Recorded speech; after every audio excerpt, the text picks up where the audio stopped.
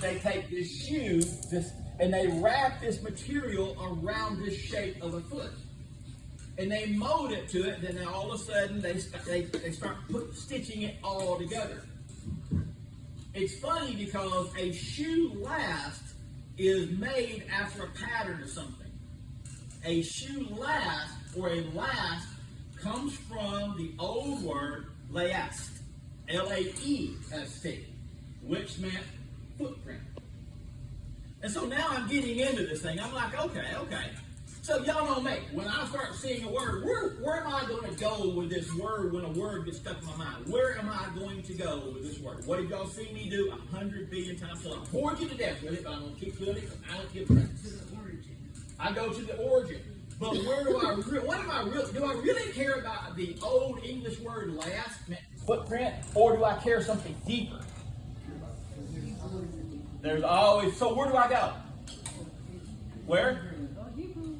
Go to Hebrew. So do I go to the New Testament or do I go to the Old Testament? Old Testament. Why? The Old Testament is written in Hebrew. And so it's going to have the word. And so after what I did, I started researching the word last. But the word last didn't come up. And so I was like, okay, God, I don't understand. Where's last? Where's last? Where's last? But another word come up. So I'm sitting here and I'm bouncing these ideas in my mind, AJ, and thinking, okay, wait a second. So all week long, I pulled these ideas together. But the reason why my mind is on it, because somebody needs to hear the difference between real, lasting, and then another word. So, when I started looking at lasting, and it's funny because this thing is made out of the print of a human soul, a footprint, Billy. A footprint is what a shoe is built upon. So then how does a relationship last? So if you look at a relationship and you look at the footprint and you take a shoe last is basically a recipe, Lance, that they use to make the same shoe. They have a shoe last that is size 11 and a half, and they can make how many shoes? 11 and a half. But if they want to make a custom-made shoe, they have to create a custom imprint of a foot. And so what happens is that when something lasts, that means that it's what? It's basically made from the same footprint. So if you have somebody in a relationship that lasts, what does that mean? That you're basically kind of the same. Do you know that the other thing that's really cool about lasting, when you last a shoe, did you know that the foot does not, how can I say this? The foot does not conform to the pattern of the shoe. The shoe conforms to the pattern of the wearer. You remember the old Birkenstock sandals? Y'all remember when them were the things? What was the selling point of the Birkenstock sandals? That the cork insole would do what? It would mold to your foot. So the thing is that if a relationship that works and a relationship that stays together, you mold together. You mold to where you're close to each other and you kind of walk the same. You're there. But for a relationship to last, it takes both of you to do what? Mold together.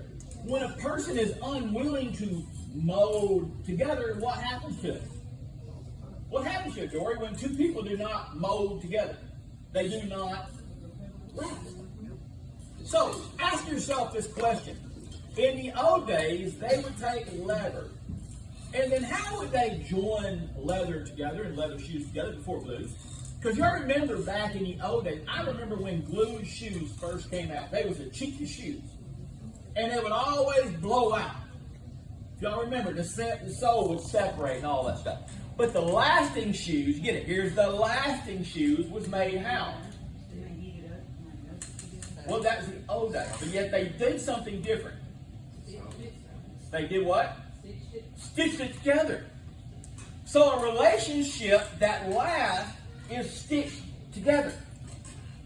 It's that needle that pierces through them two pieces of flesh and comes out. So you see that thing is important. So then what holds a shoe together and what joins two pieces of cloth together? The thread. But the thing is that was the thread, which is more important, the thread or the needle? The thread is stronger? So take it. I want you to take some thread. Huh? Can't do it without the needle. They both are important. But if you don't have the needle, Can't get it started. there you go. So the thing is that this word is actually this letter right here. It's called Vav. Alright? And it's basically to join together. It is a hook. It's what binds things together. So, somebody read Genesis 9:16. And somebody pick out a verse, and I want y'all to read that. Don't tell me what word you think that's what I'm looking for. Somebody read it. Action. And the bow shall. I'll tell you what, AJ, you read it. Action, you guess what word I'm looking for. This is 9:16. Anthony, you're next, so you better be paying attention. And the bow shall be in the cloud, and I will look upon it, that I may remember the everlasting covenant between God and every living creature of flesh that is upon the earth. What word do you think? Everlasting. There's one word I missed. Read it again, AJ. And the bow shall be in the cloud, and I will look upon it, that I may remember the everlasting covenant between God and every living creature of flesh that is upon the earth. Okay, hold your thoughts. All right, somebody read the next verse.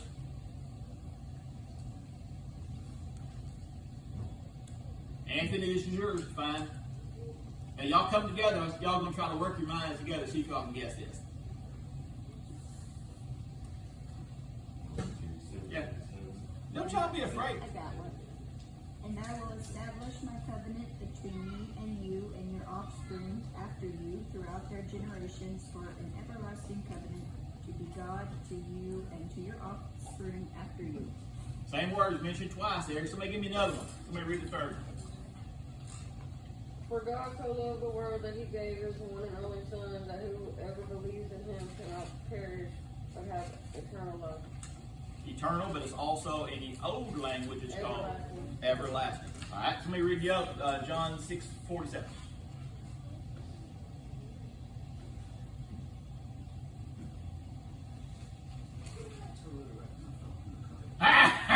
Good. I'm like, dang, no wonder I didn't put my phone in. So somebody got it? Verily, verily, I say unto you, he that believeth on me hath everlasting life. Everlasting life. Okay, so AJ and Anthony, what word do you think I'm looking for? Who? No. So I heard two of the same words repeated in two different words repeated in two. So what'd you get? phrases. So basically, I have two options here. It's like a 50-50. Okay. Covenant, Okay. and there's also everlasting. There you go. So, good job. So here's the deal. Think about this. When I entered in lasting, do you know that within the Bible, when it talked about our relationship with God to us, he did not say it's a lasting relationship. You ever wonder why he used the word everlasting relationship? So, I'm going to read it to you. Because the first word, everlasting, is the one on top. It's olam. The Hebrews call it God's hiding place.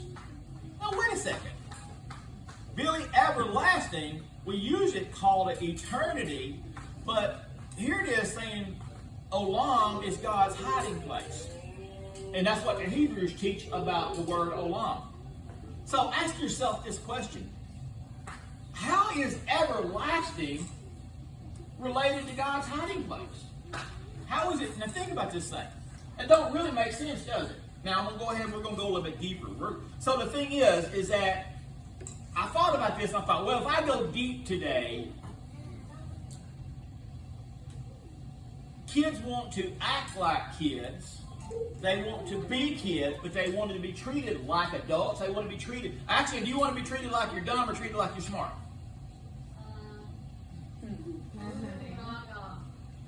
Answer the question truthfully or I'll torch you. I'd rather be treated like I'm smart. Exactly. So the thing is that when we go to this thing, I thought, well, do I really want to go down this road with them? Yes, I'm going to go down this road with you. So the thing is that I am going to treat y'all like an adult, because here's the deal. If I treat you like kids, you will forever stay kids. And the Bible talks clearly about that. It says you're still babies. You're still babies. You should be more than this. So I found it funny when I started looking up olam that the word everlasting meant something entirely different. Now, how often do we find that these words mean something entirely different in grander scope, but yet we take it as, oh, that's just what that means? How many times have we done this so far? Many times. And every time, and all of a sudden, and what's really funny is that some of y'all need to understand that relationship, it was real at the time, but it did not last, because odds are one of the two of y'all made a mistake, and it did not last. Pass through it, keep going, but at the time it was real. When you tell something, oh, it just wasn't real, do you realize what you're doing? What you're doing at the thing, now you're dismissing it. And so in other words, Dory, if a person walks up to you and kind of hurts you, you're like, well, he hurt me, he said this, he did this.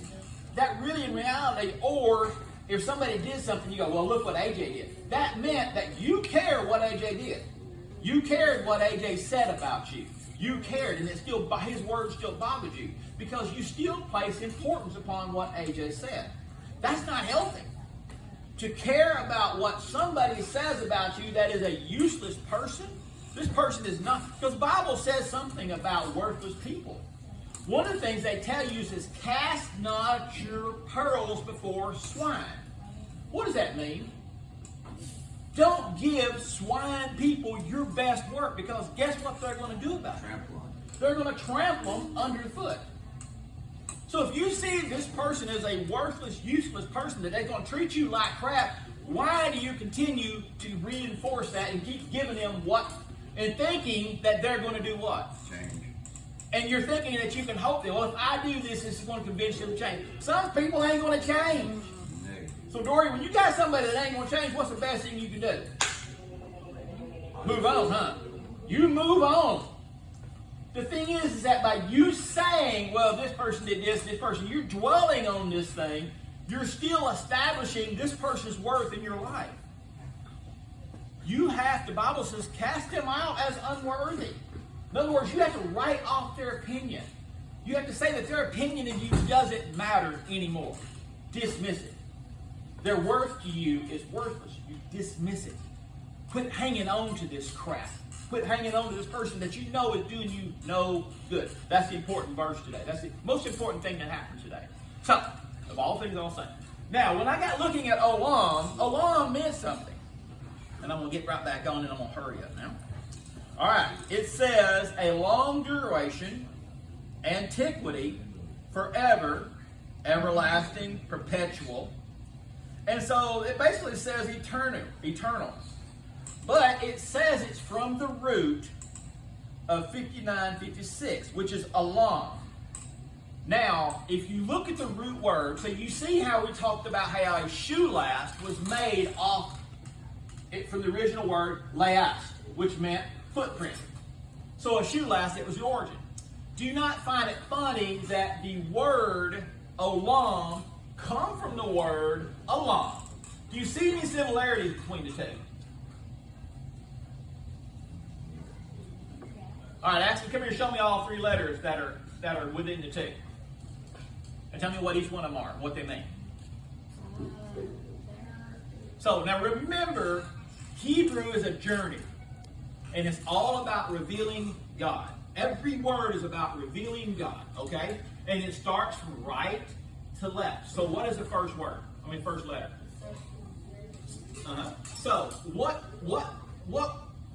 what three letters are the same in both words? No.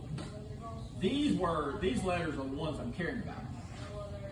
What's that one called? Right there? A-N. It is shaped like the eyeball. It means to.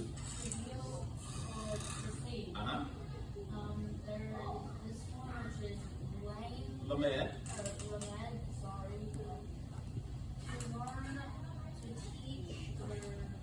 shaped like a shepherd's staff.